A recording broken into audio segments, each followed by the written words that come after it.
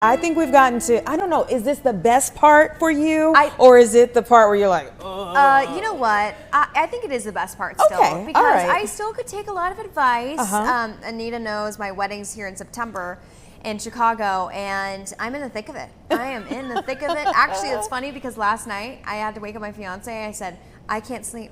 I keep on replaying moments, or what I assume are going to be moments of the wedding, and it doesn't necessarily stress me out. It's just like I just want to sleep. Are they wanna sleep. moments where you're like, so sometimes Like if I'm preparing logistics. for a big event, I'm picturing myself there. picture like falling or something like that. Luckily, or is it no. like, And I don't want to picture falling. It's more like, okay, I'm asking this person to go here, like like kind of organizing. Okay. The day of. All right. Well, speaking of organizing, we're going to help you out a little bit. We have Jordana Jaffe, who is a wedding planner extraordinaire, who's joining us to help you and so many other fabulous brides out there get themselves together for the big day. And I should say brides and grooms. Yes. You know, because they should, the men should have a part in this too. They should. Does mine? I don't know. Jordana, I kind of want to get right down to business, because I think a big talking point is how expensive weddings are. Yep. Not only here in Chicago, I bet also in Denver as well. But let's talk about what are things that we can save on right off the bat that maybe brides and grooms should be thinking of before they get engaged. Yeah, well, thank you so much for having me. Congratulations. Thank you. I definitely think, I mean, there are so many different kind of corners people can look at within their wedding space of just like, where can I kind of shave off a little bit? I think the biggest things that I always recommend to my clients is just prioritizing your non-negotiables. Start by identifying what matters to you most. Is it the food, the music, the dress, the venue? You know, that priority starts there, and then you can kind of cut back on the rest.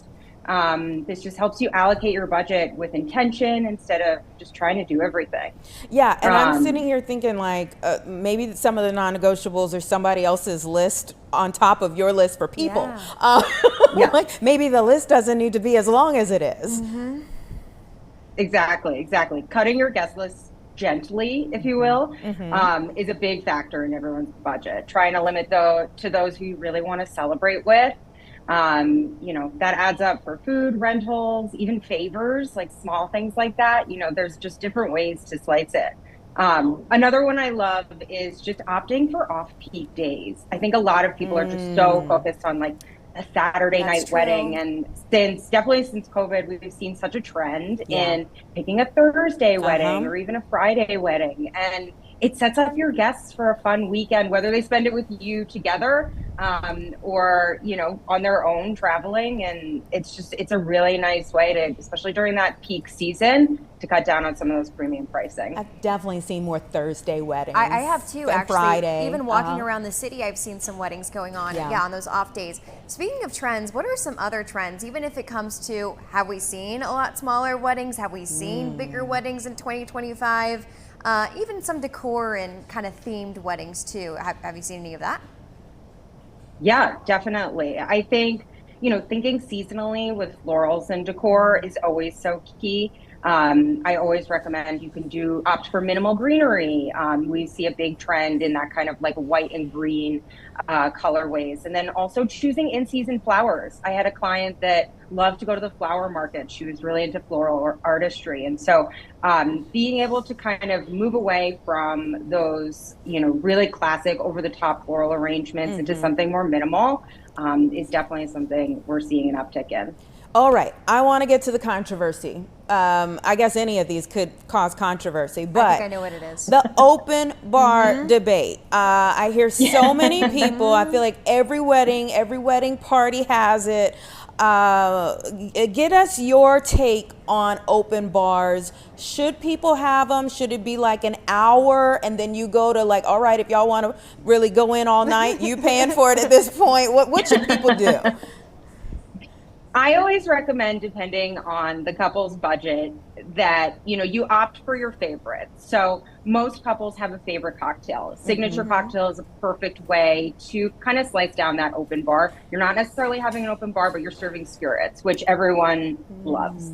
Another great kind of way to circumnavigate that is just doing beer and wine, or you could do rosé and wine, or rosé and beer, if you're having like a nice summer wedding. So I think, there are so many different ways of doing it, but yes, the open bar is kind of a trend that we're seeing fade away a little bit. I think everyone always obviously loves an open bar, but definitely no one loves a cash bar. So I would say if you can give your guests something that they can enjoy, whether that be a signature cocktail or a pared down bar, that personalizes it a little bit and still makes it exciting for your guests. I went to one wedding where they did BYOB. I went to one wedding where they had signature cocktails that were like named after like pivotal moments in their relationship. Yeah. I thought that was super cute. What are some things that you've seen, Jordana, that have really like been like, oh, that's such a good idea, I'm going to recommend that to others? I think people have gotten really creative with the welcome gifts. I think as we're starting to see people kind of pare down their wedding sizes, whether it become a micro wedding or a destination wedding, they're having smaller guest lists. And so they're able to kind of let their creativity flow in other areas of the wedding that feels more personalized to them. And just kind of like having fun with it, letting them show their personalities through these little moments throughout the wedding, whether it be the wedding gift or maybe like in the program for the on the aisle. There's so many different ways of doing it, but I think that allows your guests to see how your love came to be, or how you guys are as a couple, and I think that brings just an added touch to all your guests' experience. You mentioned destination weddings, and I have to go back to our conversation this morning on Good Day Chicago about family moons. What is your take on having the family around for the honeymoon? I figure if you have a destination wedding, everybody's already out there anyway. It's true. Right. Yeah, I think that's definitely something we're seeing. Somebody mentioned to me the other day about a family moon. I think it's incredible. I think if that's your style and you want to be able to continue celebrating with your family and friends, go all in, do it, especially with a destination wedding. Everyone's already out there. So that's where I think the opting for an alternative day comes in. You can have people for your wedding on Thursday and then all continue the party and celebration throughout the weekend. Yeah, so I love it. I think it's true. great. More the merrier. I think you made an important point. You don't have to feel so pressured also to be so mainstream with your wedding. Unfortunately, I am not taking that advice. She's like, you make a good point that I'm not taking. We also have Jenna behind the scenes, who I know is planning your wedding too, or technically two, right, Jenna and Delaney? So we have a lot of people, and we're chatting. One big expense back to budget is printed good, paper, the invitations, the menu cards and stuff. Are you seeing more people just like go away with that and do digital invitations and more QR codes around the venue? Yeah, QR codes definitely, for sure. I think especially like to the registry and like kind of getting away from the wedding website will never leave us, but being a little bit more creative with how you're communicating and sharing those materials, if you will. I definitely love the idea of like, if your budget is limited, tapping into some talented friends. If you have someone that does graphic design in their full-time work, ask them, for a favor, or kind of lean on them and you can get their advice. But there's so many platforms out there that allow couples to utilize their like e-assets, whether that be an Evite or a e-program. I've seen couples do where they have the QR codes on the chairs. So all guests are clicking into the QR code for the program. There's so many opportunities of like, if you don't want to print and you want to either save on that or, kind of hold off on using all the paper, there's so many different avenues. Yeah, I feel like in my mid-40s, I've been to like every kind of wedding imaginable at this point. And I think you see a lot of different things. Like everybody kind of makes what's going to work for you.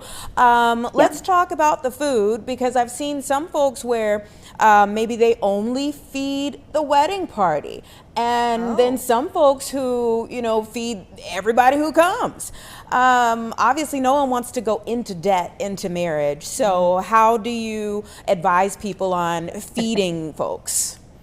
Yeah, we definitely don't want you going into debt and heading into your marriage. I always say you can opt in instead of a plated dinner, which is just as beautiful. You know, try food stations, try family style. Family style is a really elevated way of like kind of taking the buffet style and moving it onto the table. It allows guests to engage with each other in a really interactive way. And it, you know, it's not as kind of like, okay, table one up and now table two. You can even opt in for a food truck. You know, that again shows the couple's personality through feeding their guests. And I think they're really fun, and you know, they can often be more budget friendly. Late night snacks for your guests, if you're doing maybe a smaller dinner catering menu, like pizza or sliders is always a hit, and you know, people love those moments. Yeah, last summer I went to a wedding at Navy Pier, and when it got late, they did have like a whole table of Chick-fil-A sitting there, and you're like, oh my gosh, this is awesome! You thought about the fact our feet are hurting and our tummies have lost that meal from earlier. I will say I have little sliders, and I have Chicago hot dogs, and then I have mac and cheese little bites. But you know what? They added it in, so I said, okay, fine, sounds good. If it were an extra expense, I'd say, sorry, people are going hungry. You know what, Jordana? You're gonna think I'm evil. You're gonna think this is Bridezilla of me. You could never be. I've had several people, family members, approach me. I'm the first to get married on my side in a while. So on Brendan's side as well. Asking me if they could do a speech at the wedding. Oh boy. I'm having to cut down the list. Is it evil of me to say, you guys have 2 minutes? That's it. Not at all. Just blame it on your wedding planner. Okay, there you go. Done and done. Have somebody there to get that mic. But I mean, 2 minutes is enough, right? I told someone that, and they're like, Gabby, you can't cut them off at 2 minutes. Where are you going to have a timer? And I go, well, I'm going to set my expectations, and we'll see. 2 minutes is enough. You can Weddings, say a lot, funerals, church, whatever it is. Get somebody needs to grab the mic. Yeah. Yeah. You've been so fun to chat with. Okay, is there anything else you want to say to our budding brides here in terms of managing the stress of this process? I think the big thing for me as a wedding planner, you know, telling my couples who are maybe thinking about hiring a wedding planner, you know, you don't have to go it alone. Parents, friends always feel like they can help out, but it's always so important if you want someone that's more of an expert in the field that can help guide you. You know, you don't have to, again, blow your budget on a full service planner. That's not always necessary. A day of coordinator is like that perfect middle ground. And they'll be able to work with you those kind of key weeks leading up to your wedding, right before your wedding. So it's a smart option if you enjoy the planning process, but you want to be fully present on the day, and that's the most important thing.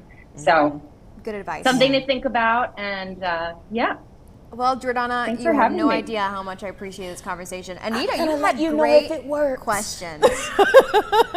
Oh, we'll see. So many good questions. We'll see. Hopefully I can sleep before then. Okay, Take Jordana, care. thank you.